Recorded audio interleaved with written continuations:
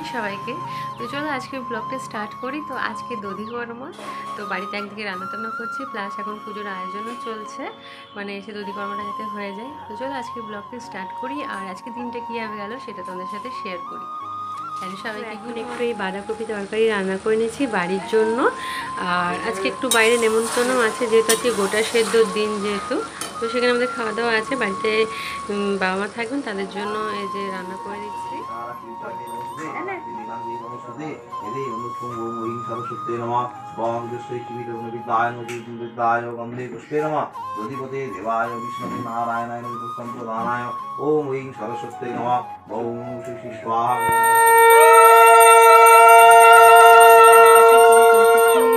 ঘরটা নাড়িয়ে দিয়েছি, এবার আজকে বিসর্জন দেবো না, কালকে বিসর্জন দেবো।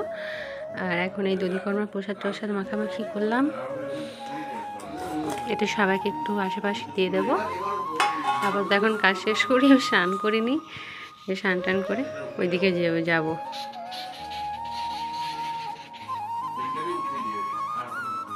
তো এরপর রেডি হই, তো রেডি হয়ে রওনা দিলাম যাওয়ার পথে। তো আমরা যাচ্ছি ঝাড়খণ্ডে, এটা সিধু-কানু ব্রিজ, তোমাদেরকে আগেও দেখিয়েছি আমি একটা অন্য ব্লগে। তো এখানে এসে একটা আমরা স্টুডেন্টের বাড়িতে এসেছি, সেখানে খেতে বসলাম। আমি এমনিতে সবজি খেতে খুব ভালোবাসি, তো একটু মন ভরে খেলাম। আর এটা হলো তাদের উঠোন। আর একটা জিনিস দেখাচ্ছি তোমাদেরকে, এই দেখো পোস্ত গাছ, কিন্তু এটা আমি জানতাম না, আমি ভেবেছিলাম এটা ফুলের বাগান। মানে এত সুন্দর লাগছিলো গাছগুলো দেখতে। প্লাস এটা হচ্ছে তাদের খামার, এখানে কিন্তু সব ধান ঝাড়া হয়ে গেছে, সেগুলোই রাখা আছে, সেগুলো আমি একটু ঘুরে দেখছিলাম।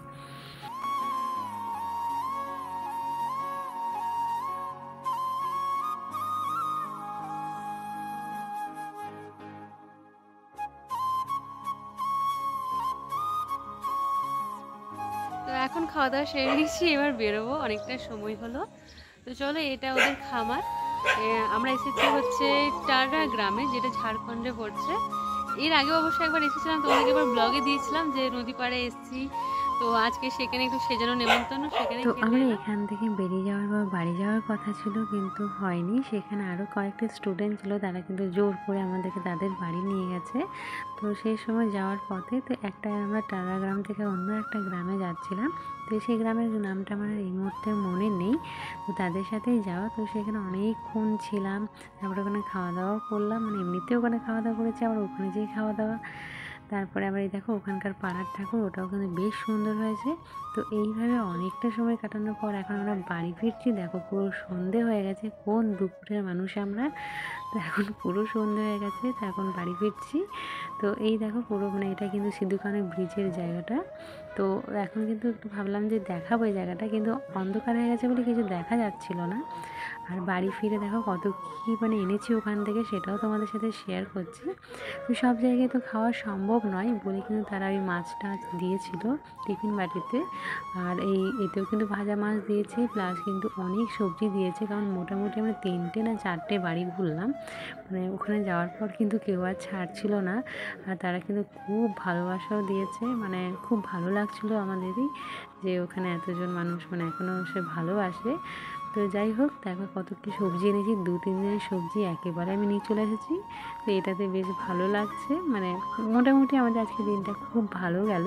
তো আজকের এই ব্লগটা কিন্তু একদিনের নয়, এটা 2 দিনের ব্লগ। তো এটাই ভাবছি একসাথে তোমাদের শেয়ার করি। তো চলো এবার পরের দিন চলে যাই।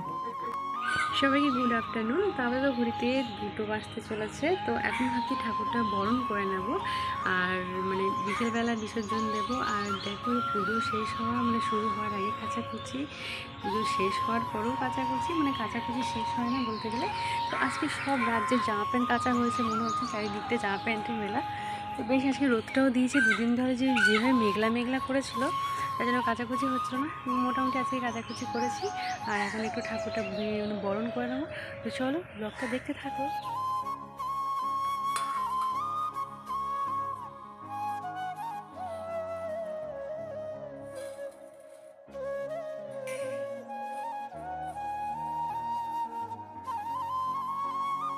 তো আমি এখন থালা গোছাতে বসেছি। তো থালা গোছানোর পর মনে পড়লো যে আমি তো ঘাস আনিনি, দুব্বো ঘাস। তো একটু বাগানে চলে যাচ্ছি, চলো আমার সাথেও চলো। কিন্তু এইবারে বাগান পরিষ্কার করার পর না একটাও ঘাস আমি পাইনি, দুব্বো ঘাস। তার জন্য ভাবলাম যে চলো ধানের সাথে একটু ফুলই অ্যাড করা যায়। তাই এই একটা ফুল তুলে নিচ্ছি, এটা দিয়ে মিশিয়ে মানে বরণ করবো। ঘাসগুলো সব সে পরিষ্কার করা হলো, তখন তোলা হলো বলে কিন্তু একটাও ঘাস নেই এখন আপাতত বাগানে।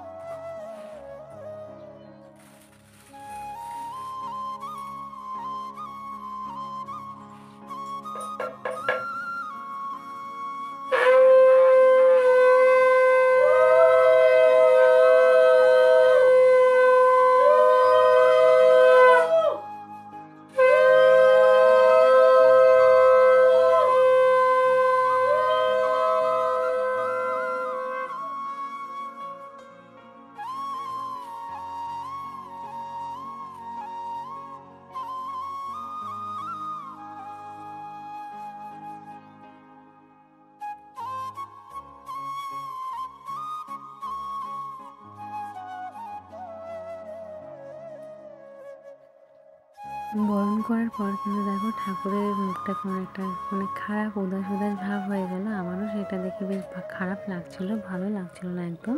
তো এরপর আমি এগুলো সব জিনিসগুলো গুটিয়ে নিচ্ছি, কারণ বিসর্জনের সময় এগুলো সব জলে ভাসিয়ে আসবো একেবারে।